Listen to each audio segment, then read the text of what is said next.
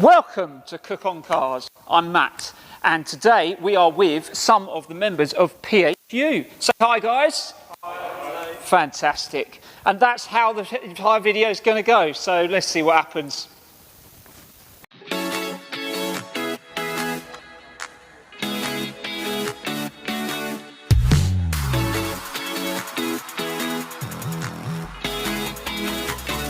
Hi, welcome to another episode of Cook on Cars with me, Matt Cook. And today we are going to start our videos PHU, which is Petrol Heads Unite. And we're going to talk to the founding member, Paul Gardner. We've got currently 4,000 members, just over now? Under 4,000 members. Yeah, right, yeah. Okay. Yeah, it is a private group, so yeah, it's a bit hard to actually find the group and to actually invite new members. So we've got it to a certain size, and yeah, it works very well. Hi guys, sorry to pause the video so soon. I just thought I'd let you know, and I apologise in advance, that my camera was broken, and so that means that the lens on the main camera is slightly out of focus throughout the entire episode.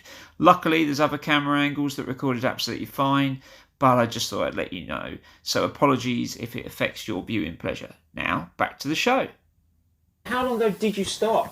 First of all, most importantly, hello mate, welcome. Hi. Welcome to the channel and all that. But yes, this is Paul. So Paul's going to tell us a bit about PHU first of all, I think. So I started the club in 2015, I think, possibly 2016. It came about because I had a business previously that I had to give up for certain reasons. Yeah. And what my first thought was, if I brought everyone together on a group on Facebook like clients, I could keep in touch, they could talk to each other. If I, plan to perhaps start up the business at a later date, at least everyone was kind of together. Yeah. And I also thought it'd be good to do kind of regular meets. That's something we've got to kind of keep pushing and work towards. Yeah. But I thought if everyone was in the same place, it would be good. So I was expecting maybe 150, 200 members. And in the early days, it really started snowballing, especially kind of before COVID. Yeah. That's how it came about. I didn't actually set about to start a car club as such. It was more a community page that's just kind of expanded slightly. Well, I think it was one of those things where, like you say, when you started it up, I mean, I was one of the first members as well with it. And when you first started it, it was just because we used to do a car meet that sadly fell apart, didn't it, due to circumstances we won't go into. But it stopped completely, the car meet, and we all decided that the good idea was to have this car club. Well, it was just a Facebook chat group, wasn't it, basically? Yeah. And it was, it was what you had before WhatsApp groups, really. That's what it was. And obviously it got bigger and bigger, and it got to a point where you go to a car show and you meet a couple of people and you go, oh yeah, you should follow PHU. And we'd start tagging everybody, and before you know it, we'd start adding our friends, and then it was all your friends on Facebook would start to join, anyone you knew in a car club, and before you know it, it got massive, didn't it? That's basically how it... Yeah, in the first 2 to 3 years, it was just friends of friends. It was like recommendations and invite them along. Yeah. And the first 3 years, we did kind of a monthly meet, or kind of once every 3 months we'd do a meet, and we'd get a decent turnout of cars. I think the point of this exercise today is to kind of, I think that it was one of those car clubs, because it was already established and we already had a base. Yeah. I think it almost closed down over COVID. It almost shrunk. Yeah. And I think now with this, it's still there. There's still plenty of people that have got a lot to offer. Yeah. And they've got such eclectic taste in cars. Yeah. Now, if we can kind of pull some members out of the woodwork to actually tell their stories. Exactly. Yeah. This is what we want to start doing. Which is where we want to go with it. The idea is that we're going to do interviews with different members and meet them, get to see their car collections and stuff like that. Because there's a lot of people on there who are members who, Paul and I have probably never met. Lots of people. There's a lot of people on there, and we'd like to meet them, wouldn't they? Really, I mean, you're all family to us because you've all got cars. We're all linked via the love for cars. And like you've said before, when we've had a few problems on the page over the years with abusive messages and stuff like that, it gets cut out instantly. We're just here to talk about our love for cars, aren't we? We get a lot less than other groups. Yeah. Like in terms of people who are admins on the group, they don't have an awful lot to do. So it's once in a blue moon that something comes up. Exactly, I think that we try and do it where it's not just you know, it's not just like an open door and everyone comes in. It's kind of like, why are you coming here? Are you here to sort of talk cars and be respectful? Because if not, it's not really the place for you. No, exactly. We're not about these kind of polarizing views. It's like, this person might like this car. Yeah. This person might like a completely different mark of car. Yeah. But like, respect each other's views. It's kind of what this is all about. You know, it doesn't matter if you've got £100,000 blooming McLaren or you've got a Ford Fiesta. It's about the love for the car, for the engine, the machinery, the fact that it's petrol driven at the end of the day, isn't it?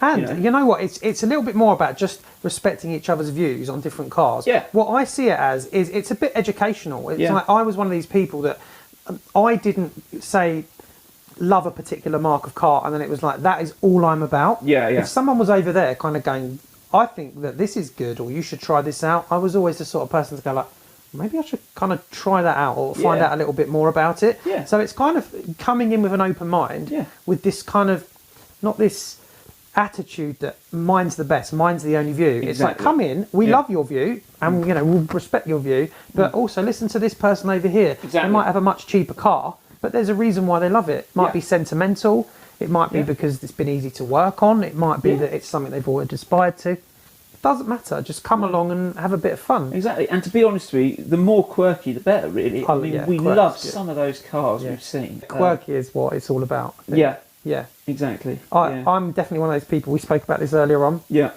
If I go to a car show, I'm not drawn to the most expensive car. Like, I know so many people, and they'll move over to the £3 million Koenigsegg or whatever it might be. I look at it and go, wow, that's an incredible car. But then I'll go and see Herbie or something, or I'll go, you know, and I'll be drawn to the things that I used to watch as a kid. Exactly. You know, they excite me. It's not necessarily about going, oh my God, that's worth a fortune. Yeah, exactly. It's just cool. I went to a car show a couple of years ago and they had a Bugatti Veyron there. Now that is an amazing car, yes. And, you know, they're not as rare as you think they are because they do turn up to a lot of proper heavy car events. However, Ecto 1 turned up. As far as I was concerned, that was the best thing in the world. It's down your way, isn't it? There is one down my way. Ecto 1, yeah, exactly. And obviously, what we will say is that you own the Faceman car, don't you? You know, you have got a Corvette C4, haven't you? The like movie, like I said, movie cars are just things that I love. TV and movie cars. Yeah, and you've had before. You've had the Knight Rider car, didn't you? Yeah, Knight Rider. As it was known as. Yeah, and we've just like recommissioned and sorted another one out for another client of ours as well. I've always said, I mean, with car stuff as well, I say is the car world is actually a very small, tight community. Really, you know, it's like 3 degrees separation. You talk to somebody, and eventually you will know one of their friends, or their friend will know one of your friends through it, because we all know each other. So it's one of those things where you don't ever upset anyone in the car community because it will come round. It'll get you, you know, 100%. eventually, you know. And I mean, like your Speedbroker thing you're doing is absolutely fantastic. You know, you're giving the Appreciate it. Yeah, I just think, you know, you've gone the right way about it. You're not out there to make tons of money. It would be nice, but, you know, you're not out there to make tons of money. You're out there to get the right clients, repeat customers, and you're out there to get the right reviews because you're going to give them, like I say, I think it's just personal treatment. I mean, when I've dealt with you, all you ever give is you make me feel that I'm the only person you're selling to. There's nobody else. There are some other people. And I know there are. Yeah. I know there are. But you give the impression that you know you've got all the time in the world for me. I never feel that when I'm talking to you that you've got the phone's ringing. You know, you won't answer it. You'll leave it to go to answer phone because you're like, no, right now I'm dealing with you, and you're the most important thing in my life right now, and I want to get you exactly what you want. And we're going to find what we can for you, and we're going to put a load of different suggestions through if that's what you want and you're not sure what you're after. You know, I think you're great at all of that, and you just do it, and you know, I feel that you care what you're buying me. Do you know why? Because property and cars, they're emotional. Yeah. You know, unless you're an investor or something like that, that's different. If you're searching for an investor or whatever, it's just about the money aspect of it. Yeah. But the people who use their cars, take them to the show, and what we call enthusiasts. Yeah. It's an emotional choice. Yeah. You're going along that journey for them. You're like holding their hand, if you like. Even the people who are the most versed people with cars, they still want to know that kind of someone else is backing up their ideas, that they're doing the right thing. they're heading in the right direction. Yeah. And I think that's why I act the way I do with running a business, how I view and how I look to run a business. Yeah. I only do something that I believe in. It's why I do this. I get up in the morning. It's like, right, I want to do the best possible job, not just for the customer, but for me. Yeah. Because I like it when something's done, a car's handed across, and I know that person is absolutely thrilled to bits with that car. Yeah. That's what makes me tick. Yeah. The money at the end is just like I guess it's like it's a bonus. Paul Walker said it's like sprinkles on a sundae. Yeah. It's like the ice cream's already there. It's just that's the sweetener on top. Yeah. So that's really how we operate. Yeah. And it's great to have a job where you actually wake up in the morning and want to go to work. Yes, it's great to get up knowing I'm doing what I'm doing. Yeah. But also when you're turning something that's supposed to always be fun into making a living, there's also a lot of road bumps on the way. Yeah, okay? sure. Yeah. So that's my attitude towards that whole do something you love. Hope you guys are enjoying the video so far. Now a message from our sponsors. What? We're Speedbroker. You can catch us at speedbroker.co.uk. We are a one-stop vehicle concierge service. What we do, predominantly, we do sourcing and selling of vehicles on behalf of other people. But we also take care of repairs, mechanical, alloy wheel refurbishment. We get involved in restoration. We're literally the one call, the person that you can trust to get something done to your car, to get a new car, or to get rid of the one that you've got currently. Fantastic. So speedbroker.co.uk. So what about when you were 17? When did you pass your test first of all? How old were you? That's another little funny story actually. Okay, do tell. Because I'd had a little bit of experience driving vehicles before I actually started to drive. Yes. I remember I'd had this conversation with a driving instructor and she'd said to me, have you ever driven a car before? And I'd said, yeah, I have driven a car before and I kind of know how to drive a car. So she said, okay, fine. So she picked me up, I got in the car, she basically let me drive off without even saying, even without going through the basics. So we're driving along and I'm going down a side road at whatever speed I'm going. I'm in fourth gear, little green mini metro. Was it green or was it white? I can't remember. It was a mini metro. Right, okay. So I was driving down the road and she says to me, she's like making little notes, she's looking at me, she's talking to me, and she said, so who were you learning with before then and why didn't it work out? I said, what are you talking about? And she goes, well, you said you've driven before. I said, yeah. She goes, who was that with? I was like, it was just like my friend's car in the car park. She's like, pull the car over to the side of the road.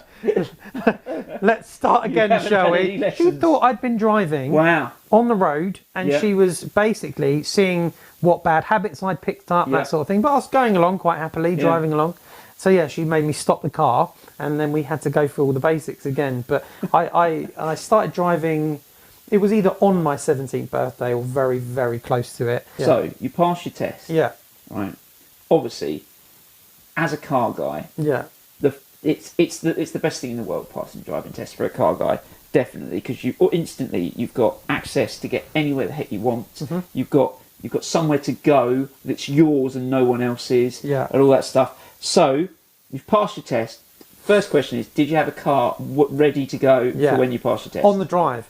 Right. We finished the test. We do the test. I pass. It's all great. Blah blah blah blah. She drives me home.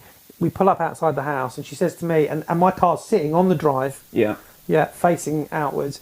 And she says to me, right, what we say to people is that it's good to sort of go in, relax, chill out. 2 hours. Don't get in the car straight away and go straight out. So just take it easy. Good luck. Congratulations. Off she goes. I literally watch her go down the road like this, and I just go, take the keys out of my pocket, straight in the car, off. Yeah. Gone. That's due to statistics, apparently. Apparently, there's something like, I'll get this right, but I'll just say what I think it is. I think it's something like 75% of accidents of young drivers happen within the first hour of passing their driving test. Really? Yeah, it's ridiculous. That's why I was told 2 hours before. I didn't wait 2 hours either. Right. I passed my test, got dropped off at home, and then went, I can make it back to college after lunch. That's what this would be perfect. Yeah. Go. Right, I'm going to show my mates the car. I'm going to show my mates the car. So what was it? I bought so I had a girlfriend at the time, and her mum had a 1.6 GL Mark II Astra. Ooh, absolute beast. Weapon. 1.6. 1.6. That's heavy. I mean, most people driving 1.2s in that era. 100%. Yeah. Right? So I got the car. Yeah. I modified it, of course. Yeah. We'll insert a picture here. I know the one you're on about. Yeah. So that car, I lowered. I did wheels. I upgraded the brakes. Yeah. I did decent stereo. Yeah. Wasn't as good as I wasn't so into stereos as my mates, but I did stereo. I did wheels. I think it had a Scorpion exhaust. Oh right, yeah. I think it had a Scorpion. Full GTE kit. Yeah. I painted the whole car as well. Right. Back then, I found this guy who was such a good painter. We had the whole car painted. As well, I bet. Back then, it was so cheap. When it used to be cheap. I mean, I say he's a good painter. I think that at the time you felt it. My experience of paint now is probably far higher. Yeah. But it looked glossy and decent, so like I was quite happy with it. Shiny car. But it was pretty modded. The car. Is this the blue one? The blue one, yeah. Yes. So we'll put the picture in, but I remember I'm picturing it in my head. Yeah. So then you had that. How long did you have it for? Not very long. I worked with a guy at Halfords who had this Astra GTE, right? And he'd had it painted. Basically, he'd got banned from driving, and whilst he was banned, he'd stripped the car down and he painted it in the Volvo saffron copper, which was like the 90s like 850 T5 colour. Yeah, I know. So he'd had that painted in this colour, and I just loved it. I adored this car, and I thought it was so special. It had the like leather Champion interior in it, had the digital dash.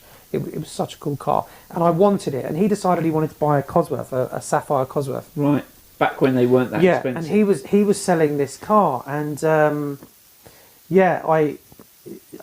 begged, stole, and borrowed to get this car, and I ended up finding out a way to buy his car, and then I sold mine at a later date. But he was like, "Look, basically, I need to sell this car now, or I'm going to part exit against a Sierra Sapphire." Right. And that was the car that was a really special car to me, really special. Well, you don't see them anymore, either, do you? I mean, and I sold it. I sold that car. I can't remember how long afterwards, and it was probably one of the only cars I was like, I have to. Why did I sell that car? I'm so stupid. You get that tummy pain where you're just like, oh, it's like, why did I get rid of that car? Yeah. But a few years later, a friend of mine saw it in a cinema car park and said, "I've just seen your old car." I said, "Please put a note on the windscreen, just so I want the car." So he did. He put the note on the windscreen, sent me a picture, showed that he's done it. And then probably another year later, I had a call from a guy, and it was a guy who was a mechanic at a Honda garage, not that far from me. And he said, "Look, I'll sell you the car, but it's not in very good nick. There's a lot wrong with it." But I went to see it, and it was tatty. Yeah. But I was so in love, I just bought it, and then back again. And I totally rebuilt it. Right. Like we stripped it bare again, and we got a turbo engine out of a Calibra, and we changed all the turbo, the cooler. Did Is that a red top one as well, is it? So yeah, red top turbo. Yeah. And we did all steel internals. We did absolutely everything possible to that car. I spent serious money on that car. Yeah. But that was my thing, and then I kept it all the way through quite a few years. That was always a car I had. And still had another car as well. Yeah, that was one of the cars that I always had. Yeah. And then it stayed in the garage for a while. I wasn't using it, and then there was various problems with it, welding. It all started, catching up on me again. Of course, yeah. And I ended up selling it again. I really regretted selling it again, but these things happen, don't you? The things in life that. And is it still on the road? Do you know? Have you checked it? I don't think it's on the road anymore. No, I don't. I think it was on the road right up until about 2013, 2014. If I knew where it was, I'd buy it. Yeah, I'd buy it. So do you know the reg off the top of your head? Yeah, F353 OVS. There you go. So if you've got the car, or you know where that car is, Paul wants to know. I want that car. So just contact him. Is it speedbroker.co.uk? Can do. Yeah, just email him and let him know, because he wants his car back. You're now on to the next car. This is probably what I call the third car. Is normally the one where you try to be a bit more sensible. Right, okay. But you want something that's more, so what did you go for? Well, I started buying different cars now at this point. Right. So we're talking about. So is this where you're starting to sort of the dealer in you as a car? No, I just wanted to try just cars. Coming, yeah. I wouldn't want. It's not about. You just wanted to literally go through the cars. I used to lose a lot of money on cars. Yeah. That was my thing. Like Right. I was never a drinker. I was never into anything else. Right. It was cars. Yeah. And that is where I was young. Yeah. Foolish at times. Yeah. And you just spend. Well, you've got in a stupid a way. lot of money to get rid of, haven't you? When you're that age, were you living at home still? I assume. No. You weren't by then. No. But you were still spending money. Yeah, I bought my first flat at 18. Right. So, yeah, no, I was spending money. Yeah. Yeah. Wow. But I think after the Astra, so I ended up, the first time I got rid of the gold Astra, I part exchanged it for a Renault 19 16 valve. Ooh, yeah. Terrible car. Yeah. I mean, I love them now, and again, I'd buy another one. But at the time, that car was a pup. Yeah. It was terrible. Yeah. The exhaust fell off. I had a coolant problem. Yeah. It was just a terrible, terrible car. It was never on the road for very long. Yeah. And then I bought 306 GTI 6. Right. Yeah. Nice. Which was 3 months old, ex demo, and then I bought a Evo 6. Right. Okay. And a lease. Yeah. I bought an Elise pretty much new. Yeah. And then it just from then I wouldn't even be able to tell you. You couldn't list them all without sitting down and I've got a writing them list. Yeah. I've got a list. Yeah. But I remember. I think this was on PHU years ago. We were doing a thing about previous cars. We did about previous cars. Yeah. I mean, I listed 18, and I think that was enough. I was like, I can't do any more. Yeah, it's hundreds. I've heard this about this before about you. Yeah. Hundreds of cars. 300 and something. I don't know. Good grief. Yeah, fair enough. Okay. Which is silly in many ways. It's stupid and silly. Yeah. And don't think for a minute I'm like I've had 300 cars. Yeah. It was kind of like Yeah. Well, yeah. A lot of them I didn't. There was no need for me to buy. Yeah. But then as the years have progressed, and I think I've tried to mature. Yeah. As much as we can, right? Yeah. Yeah. Exactly. I spend a lot more time like deliberating about what's the right thing to do. Is it the right decision to make? What are the running costs going to be? Yeah. What's my plan with it? Am I going to keep hold of it? Am I going to have it as a short-term investment? Am I using it as a daily car? I have a real thought process for what a car's going to be. Yeah. And I never used to at all. So the P1 to me was exceptional. Yeah. And weirdly, I had an opportunity to buy one for not a lot of money, not that long ago, and I didn't. I'd say it was before probably the last real rise in the car market. Yeah. And now I'm looking at them and they're 40, 50, 60 grand. Yeah. I'd love another one. And actually, I've got to be honest, with some of the classics out there for their price, I think they're worth that money. Yeah. Compared to some things that go for 40 or 50 grand. Oh, yeah, definitely. To me, I look at it and go, that's a nice machine. Yeah. And whenever I see one at a show, it's one of those cars. Yeah. I'm far more drawn to that than a supercar. Yeah. I go, wow, P1. Yeah. I almost see it as a unicorn car that I've never owned when I see one at a show.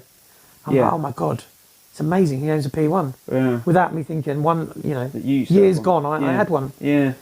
But I think that's something you probably get as well, because it's the nostalgia as well inside you. You know, you had one, you miss it. I mean, I had a Celica GT4, and every time I see an ST205 GT4, I think, why did I sell that car? I loved that car, and I've got so many good memories in that car. You know, and you just think it's a bit of both. I think it definitely is a bit of both. I'd love another one of them one day. I'd love another Evo, probably an 8, like an MR. Right. Yeah. You know, in that like dark grey. Yes. You know, they've got the little red MR badges on. Yeah. I'd like one that's kind of not necessarily a 360, maybe like an 8340, something like that. I just think that getting the best example of that would be amazing. And a P1. There's lots and lots of cars. What's your dream cars? Like, I've got so many. Yeah. So many. Yeah. I think when people say, what's your dream garage? I find it really hard. I think, well, I couldn't list even 10. Because I've got more than that in my head that I'd quite like to have, you know. When someone says like something on Facebook that's like, oh, what classic car would you want to daily drive or something? Yeah. And I think to myself, I could tell you what I think at this minute. Yeah. But I'm telling you tomorrow, I'll tell you a different car. Yeah, exactly, yeah. This is what I use as my kind of bit of everything.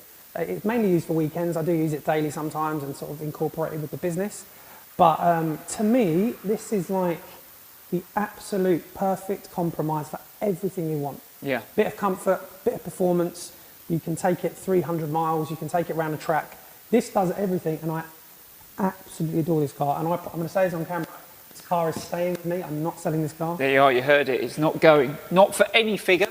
I don't think so, no. No, fair enough, mate, fair enough. I mean, what's the colour called? Because that is stunning. It's called Champagne Quartz. It's an individual car, and the interior is golden brown leather, which nice.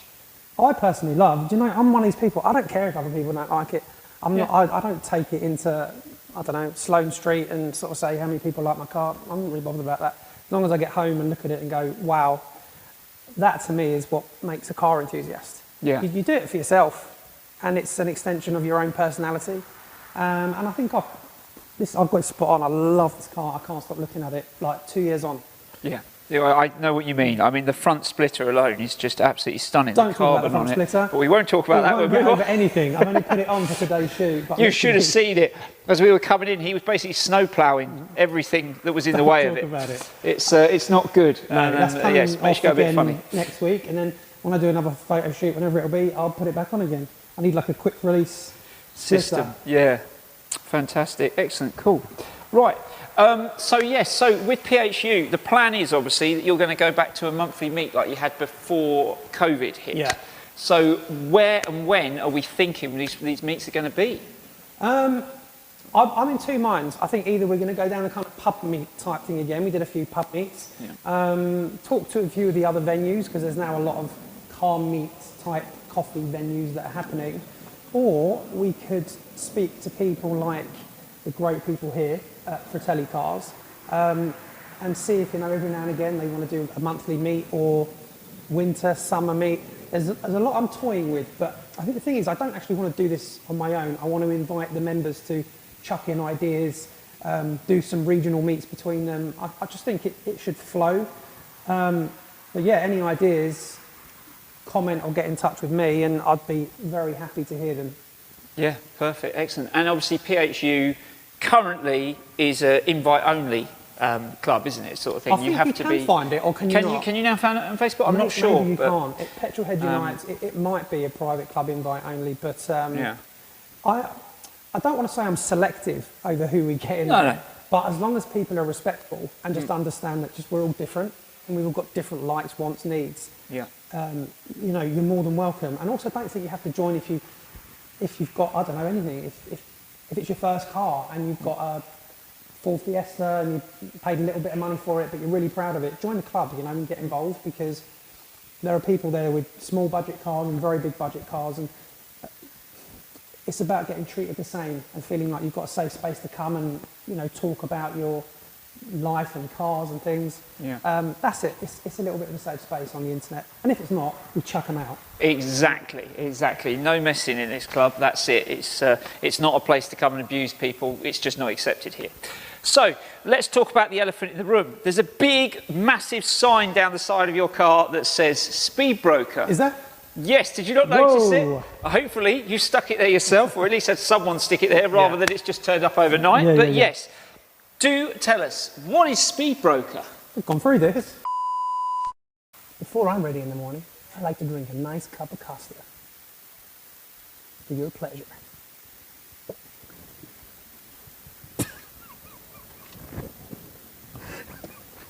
Cut!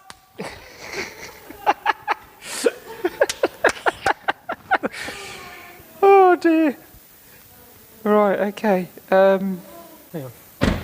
True story, you know about the Milky Bar Kid thing, yeah? What, that you were the Milky Bar Kid? No, I auditioned for the Jax. I auditioned for the Milky Bar Kid. Okay, let's see the audition in... No, look, I auditioned for the Milky Bar Kid. This is true, okay? I was about 5, 6 years old. It was at primary school. They came to my school. And, basically, since then I don't like to promote them really. But what was I saying? Oh yeah, Milky Bar. Anyway, I did audition for the Milky Bar Kid, that's true. It's a difficult subject to talk about though, isn't it? Because, I mean, I understand, since then you've never touched Milky Bars, have you? No. Don't have anything to do with them at all. you want some. But, you know, and Nestle still haven't paid you a penny, have they? They said they'd send me some free stuff just to promote. Yeah, exactly. Talk about it and everything. Never came through, mate. Never came through. Disgusting. Disgusting. You tried one of these before? What are they? I don't know. I've got my glasses on. What are they?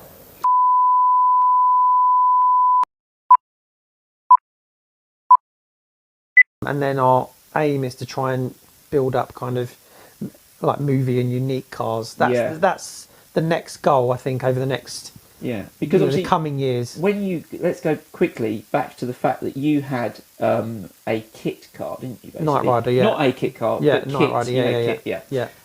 Which did you build that yourself, or did you find it was part built, and it was crashed when I bought it. Right. It had a front ender and it was not in the best nick. So that was rebuilt. So and sourcing the parts aren't easy for that. Yeah. You know, very specialist. So we rebuilt that and resprayed that, and that car actually ended up in the hands of David Hasselhoff. That's fantastic. Who then auctioned it off for daft silly money, saying it was his personal car. Yeah. But that is where it ended up. And you're happy for that to go on film, just so that's fine. Sure. Yeah. Okay. Fine. I mean, it was his personal car. It was his personal car. He bought it. It wasn't a movie used car. Which is what. But he owned the car. Yeah, correct. And if he'd owned it, he signed it as well, didn't he? He did sign that car. He signed that car. That's fantastic. Yeah. Because we've got a great shot. I don't know if you've still got the picture, but I remember seeing the photo of Kit with your friend's 18 van as well. At the same time, and now that was that a wedding or something you guys did where there's a picture of the two of you together? I mean, I lose track. Cracking shot, to be honest. But now, obviously, you've now moved on to another car, as it were. You've now gone for the C4, the Faceman car. I always wanted one of that. Yeah, so did I. And you know what? I thought, well, where am I going to get that era? Because that's an early C4. Yeah, C4 they made for a lot of years. I think it was like 83 or 84, right up until like 90 something, 93, 94. Yeah, before it was like a decade long. It was really long, and they kept on like updating it, and the bumpers became rounder, and it became a bit they dropped the digital dash. Yeah. But the Faceman one was like it was early, 85, 86 car. Yeah. It was the original 5.7 engine. They haven't really altered it or amended it or modified it. It had the digital dash, and a friend of mine was selling one. It came up, and I was like, if I put a stripe on that, that's Face's car. That is Face's car. That is it. Yeah. And went for it, and haven't looked back. And it's one of those cars that you don't see them out, but then when you're at a show, they go like, I'd never even thought about having that as a movie car. Yeah. You just think of the van. Yeah. But actually, the Corvette was the one I wanted. Yeah. I didn't want the van. Yeah. No, I didn't want Mr. T's van either. I definitely wanted... What do you want a slow van for? Exactly. Yeah. You want a really quick Corvette? Exactly. Yeah. You know, it's so cool. And I mean, when I saw it, I just couldn't believe it. The first time I saw it at that event we did for the Spinnaker, wasn't it? When I saw your car, I just thought, my goodness gracious me, I can't believe he's got it. You know, I had a toy car of that when I was a kid. And you've got the real thing. I mean, but I didn't want. Again, I think that if I'd have seen a Tatty C4, I think I would have been a bit. I would have felt a bit deflated. Yeah. And this car is so clean. It's like factory fresh, and I thought that it's really the right sort of car takes to you do back. it to, to 100%. put the stripe on, definitely. We love it. It's not. Yeah. We absolutely love it. I'm not surprised. I think it's absolutely stunning. Yeah. So gets a lot of the right attention. And if people want to use that for their wedding, are you offering that now? Is that a service you offer? So is that Speedbroker? No, well, it is Speedbroker. We are doing it via Speedbroker, but in terms of the socials, we're doing something called Project Nostalgia. Right. So the aim for that is that we look for movie and TV vehicles, but as well as that, we're looking for those 90s and early 2000s retro cars. Yeah. Even things like anything from Saxos to whatever it might be. We're trying to sort of accumulate those sort of vehicles. Yeah. I mean, like you say, Saxos, I mean, a lot of people our age now, they probably met their partner who they're getting married to or something in a Saxo, so they're going to want that for their wedding or something. So it's perfect era, it's bang on. And this is what we're trying to encourage. It's just, I think we thought of the name Project Nostalgia. I thought that sounded super cool. Yeah. And that is the whole idea. It's like, look, come to us and we'll try and source something a bit off the cuff and unusual for your wedding, and something that means something to you. Yeah, exactly. Not just like, let's get a white Bentley or whatever. Yeah, exactly. Or a Roller or a Jag or whatever. I want the usual something thing. silly, like I want a Cavalier SRI, something completely stupid. Right. Okay. But so I know where that's coming from. Yeah, that meant something. That was a GSI, that one. Yeah. But what I'm saying is something that I excited someone back in the day, and they'd like it at an event or a wedding or something that they're doing, or even just to go for a drive in it. Yeah. And rock up to their work in something different. That's the whole point of this latest thing we're doing. Yeah. But it's not something that we're not putting it out as like, we're launching a big business. No. We're going to do it over a number of years. Yeah. A number of years. Yeah. And well, that's something you've got to get right as well. Yeah. Because there's that. Is it called Dad's Car or something? The thing where you can drive your dad's car and go to this place where you can take all these different cars out and stuff. I mean, it's great, but they spent ages getting all those cars ready and getting it right. And like you say, if you rush it out, you won't have the cars that people need. You won't be able to source all the bits and pieces. So if you take your time, it's going to be good. Yeah, we're just going to do it over a period of time. Talk to owners that might want to get involved with, hiring their vehicles out. And we'll obviously try and accumulate a few that make sense as a bit of a long-term investment, and also that people will smile about. Yeah. That's what the plan is, Yeah, Speedbroker, PHU, Project Nostalgia. Yeah, fantastic. Excellent. You've got plenty on the cards at the moment. Plenty going on. Keep busy. Plenty going on. ADHD brain. Good. Yes, exactly. No, that's fantastic. So the other thing is obviously you're very well connected to the teddy bear run as well that we do. Yeah, so you want to talk about that quickly for a minute, just to I think that I stick into fairly small community, and I'm only really involved with quite a small number of groups. Yeah. The teddy bear run is something that I think is great. You're involved with it as well. Yeah, I'm involved with it too. It's run. People who don't know, it's run by a small group of people. It's kind of family run. They're totally selfless. Yeah. They just think of the best, most enjoyable way to raise money, mainly for children and families, especially children with like life-limiting conditions. Yeah, and special needs as well. Special needs. And we do a run in the summer and a winter run. Yeah. We've done all sorts of things. We've done Secret Santa. We've done deliveries. And we did a lot of things through lockdown as well, when we were only allowed a car or two to drive to their place, deliver the stuff. They could see the cars, but they weren't allowed to get in the cars and all that stuff, obviously. But we've done a lot for them, and I think it's great to give something back. I think. I just think look them up. Anyone who's really serious about using their vehicle and their passion for something that actually is really going to help some other families and kids, get involved with the teddy bear run. To me, that's been such a kind of, and for me as well, it's helped me at times where I haven't felt my best, and I've been through some difficult times, and it's an extended family. Yeah. So like well worth learning a bit more about what they do. Well, I mean the hashtag Team Craig. I mean, who sadly passed away last year, I believe it was. Yeah. And I feel honoured that I managed to make 2 of his birthdays. Yeah. Just to see that guy and just to an inspiration that guy is, to see where he's gone, where he came, how far he got and everything. I mean, it's just amazing. And his family are lovely. And I run into his mum at the last teddy bear run event, and I said to her, I've got to get the hashtag Team Craig on my car, because I never got round to putting a sticker on the car, and I lost the original one. And she said to me, well, you don't have to worry about it now. I said, no, I said, that is part of Team Craig. Team Craig, the car is part of Team Craig. He was there for Craig. I want to do it for, in his honour, sort of thing. And she was in tears over it. She was like, you didn't need to do that. I was like, of course I'm going to do that. He may not be here any longer, but as far as I'm concerned, he's in my heart still. He's in my car still. That is the thing. So I think it really gets you. It really does, and it makes you very humble. If you want to be massively humbled, to the point where it's like, I really don't have an awful lot to moan about. Exactly. We will, and we do, and we all moan in our daily life. Of course we do. Our families get the brunt of it. Yep. And that is what it is, and we can't help that. We all moan about our situations. Sometimes they're a lot worse than other times in our life. Exactly. Yep. But when you see families going through what they go through, it's like, just forget it. Yeah. Like, what helped? What can we do? Exactly. To help you out a bit, just to make things a bit more tolerable. Yeah.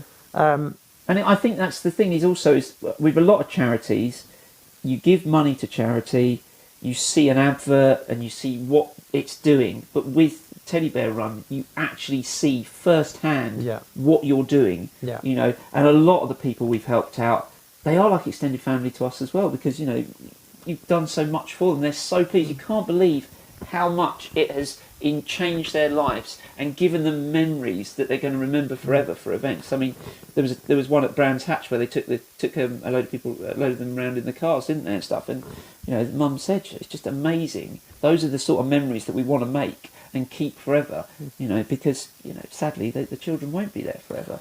So and we take for granted the cars and the things we see in our daily life. And thanks to social media, and I'm saying this in a negative way, people can log on, see all these flash cars and think it's normal. Okay, that is not normal life. No, it's not. It's not. And to a lot of people, these things are like a dream come true. To me, I still think that to be around people and cars, for me, it's still a dream come true.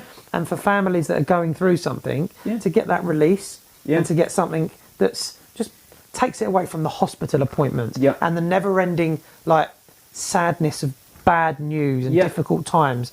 They have a day that's totally away from that. Just completely switch off of what's going on in their life and just focus on the moment there and then and make memories. So on that day, all that matters to them is the cars, and on that day, all that matters to us is them. We don't care about our cars. No, exactly, no. So you know, we're doing what we can do, right? Exactly. So 100% get involved if that's what you like doing. And that's the teddybearrun.co.uk. .com, and you look up Teddy Bear Run on Facebook, Instagram, and they've got all that. You know, they've got presence there. But we always try and shout them out, don't we? Well, we have to.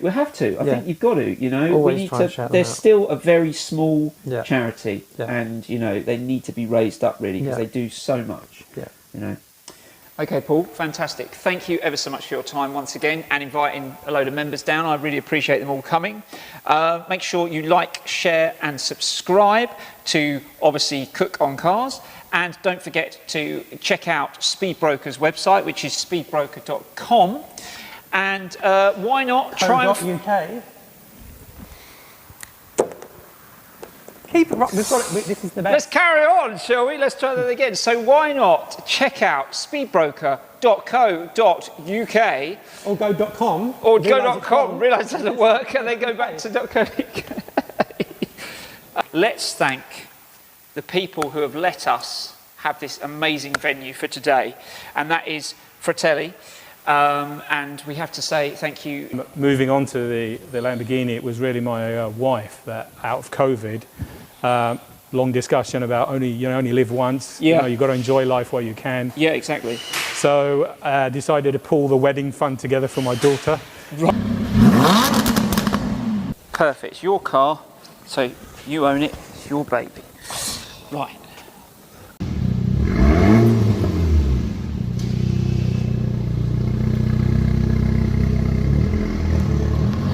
Stay against the glass without cracking the glass would be fantastic. Right, we are actually recording. Perfect. Cool. Right. Love it. Love it. What the best thing is nothing ever goes right when TV's involved, is it?